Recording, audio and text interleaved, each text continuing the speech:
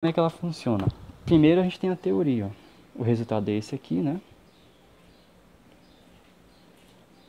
Eu tenho o Arduino Uno enviando dados, né, por um fio de clock, e tem um fio de dados aqui. E depois ele entra nesse outro microcontrolador e dele vai para o display, né? Ou seja, esse aqui tem o peso da biblioteca do display e tudo.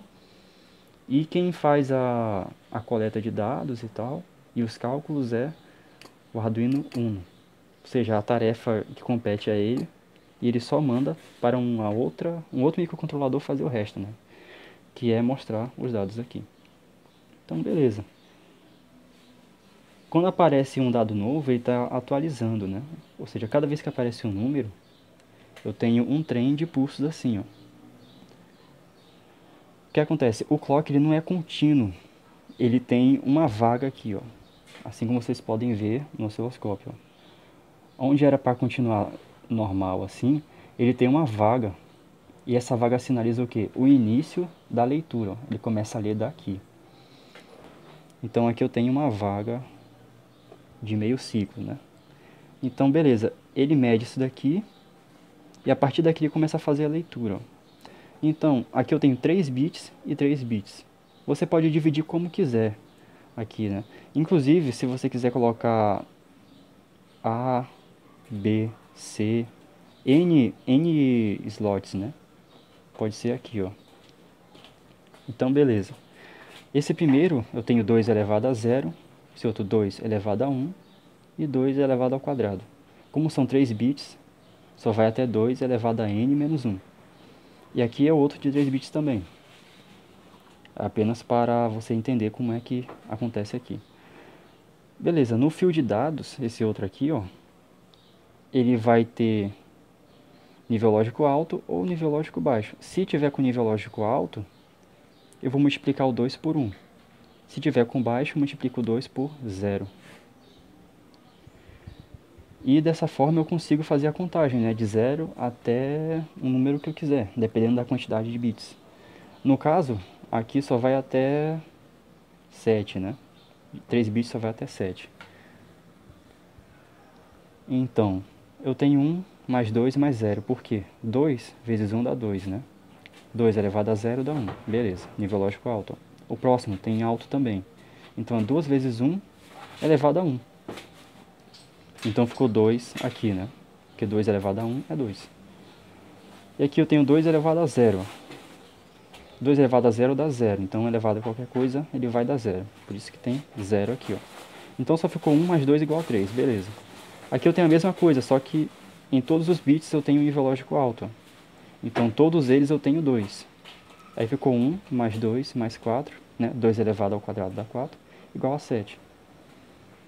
Então, o resultado final foi que eu tenho 3 mAh, né, na célula. Esse projeto do medidor de células, no caso, mas pode ser para qualquer outra coisa. 3 mAh na célula 7. Pois bem, na realidade isso aqui já é insuficiente, né? Eu preciso de bem mais bits. Então o que é que eu fiz? Esse primeiro eu coloquei 12 bits. Com 12 bits dá para ir de 0 até 4095. Como nenhuma célula vai chegar a 4000, então tem poder de sobra, né? E no último eu deixei 5 bits, porque são 16 slots lá, né? Mas eu deixei um bit a mais, né? O que vai me possibilitar colocar até 32 células, né? Quer dizer, 32 slots. Ou seja, ele está superdimensionado. Tem um pouco a mais do que eu preciso. Porque não custa nada colocar um bit a mais aqui, né? Enfim. Na prática ficou assim, ó. Cada vez que eu tenho aquele gap, ele dá uma atualizada. Então no transmissor, né, no Arduino Uno, ele ficou desse jeito aqui, ó. Eu tenho um array, né? É necessário ter array para poder fazer isso. E eu começo com... Primeiro eu declaro as variáveis que eu vou precisar, né? Variáveis booleanas, né? Que só vão de 0 a 1. O E0 é 1. Variáveis inteiras, etc, né? E o array dados, né? Ele que vai conter a capacidade das células que ele vai coletando. Aqui eu tenho o pino de clock, o pino de dados, né? Eles têm que estar como saída digital aqui, output. E eu inicio o monitor serial. Isso aqui já não é mais necessário, né? Só foi necessário no desenvolvimento, para a gente debugar as coisas, etc. Esse delay, ele vai me dar o tempo de atualização dessa mudança aqui, ó. Ou seja, em torno de 30 milissegundos, ele vai mudar o estado do clock, né? E assim eu tenho a frequência só nessa linha de código aí. Eu tenho o digital write, né? Que isso aqui é o pino de dados. Cada vez que ele passa pelo loop aqui, ele vai mudar. É isso que faz o clock, né? Rodar.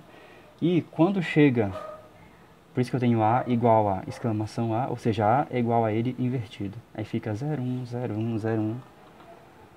E eu tenho uma condição, ó. Se o N chegar a 34, eu tenho um contador, né? Cada vez que passa por aqui, ele soma mais um. Quando ele chegar a 34 mudanças de estado, ele vai fazer uma nova mudança. Por quê, né? Se ele mudar normal, ele segue aqui, ó. Mas se você fizer duas mudanças, ou seja, ele vai de 0, ele deveria ir para 1. Mas só que de 1 eu já mudei de novo para 0. Então ficou um gap assim, ó. Depois continua normal. E foi assim que eu fiz para fazer esse gap, né? E quando ocorre isso aqui, ó, 34, né? Eu coloco n mais 15 e n igual a 0. É um outro contador, né? Isso daqui já não é mais necessário. É o serial print ln, né? Isso aqui já não é mais necessário. Mas isso aqui é por conta da demonstração, né? Beleza. Eu tenho a outra condicional também quando n for maior que 34, né? Que é para mim zerar os contadores. Eu zero o n e eu zero o i.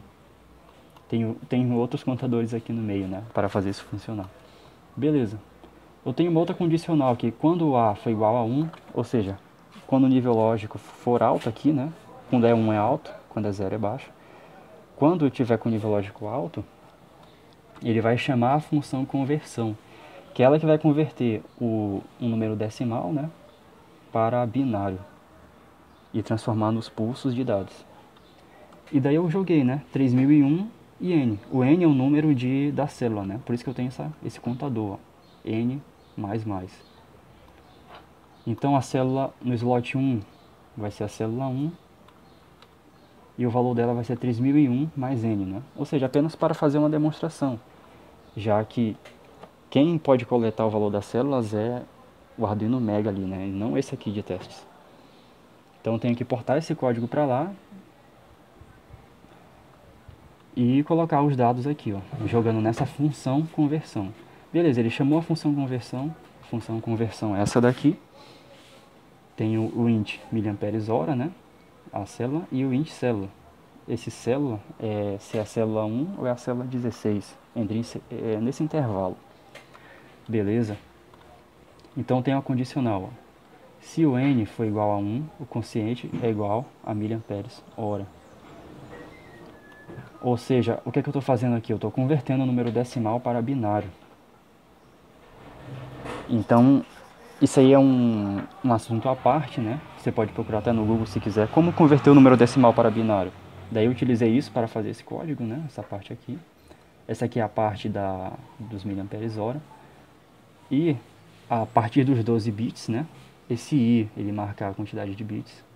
A partir dos 12 bits, eu tenho a outra parte, né? Que é a parte dos slots de 0 a 16. Beleza. Depois tem outra condicional para isso, né? Ou seja, todas essas condicionais é para separar os 12 bits dos outros 5 bits e colocar o valor da célula e colocar o valor do slot. Depois disso tudo, ele adiciona i, né? Que é o próximo passo.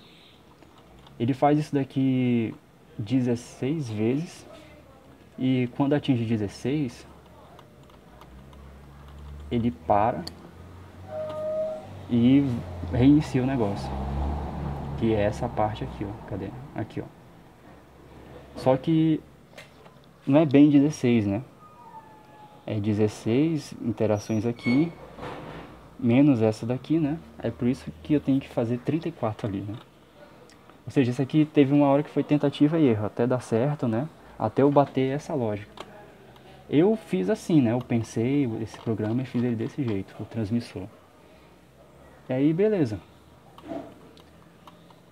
Eu só copio e colo esse código aqui, onde precisa ter enviar dados, né? E o peso é esse, né? Ou seja, para fazer esses cálculos aí, colocar em array é relativamente leve. E eu tenho receptor. Já o receptor tenho um pouco mais de carga, né, de código aqui. Porque eu tenho as bibliotecas do display e tudo. Eu tenho dois arrays. Um é apenas para pegar esses valores, né? Pegar esses zeros e uns aqui, ó, dos dados. Por isso que ele tem 16 espaços, né? Pá, pá, pá.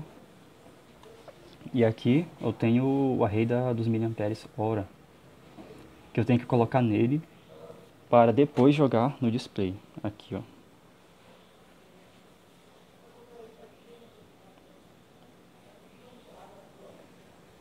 E beleza.